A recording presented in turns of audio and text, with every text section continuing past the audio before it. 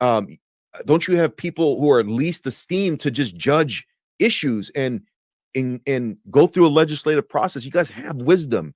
You know how to ask questions. You can, like, Christians should be the best researchers and judges and know how to settle disputes.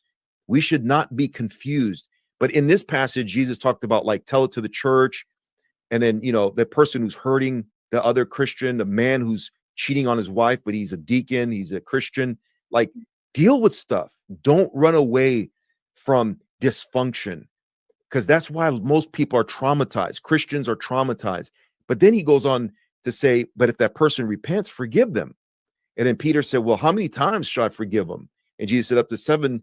The rabbi said 7 times. Jesus said, no, I tell you 7 times 7, meaning long as the person keeps trying to change, and the way that they're hurting people, the way they're hurting their family, don't give up on them.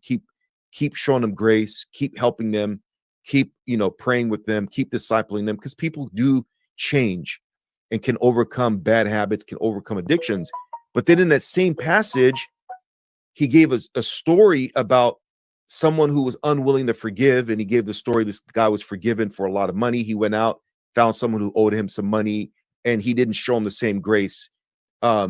He threw that guy into prison. And then Jesus said in that parable, that when the master found out, just like God forgives us, that you don't show forgiveness towards people, because that's, remember, when trauma comes, when hurt comes in the life of a Christian, that's what the Ephesians 4 passage is about.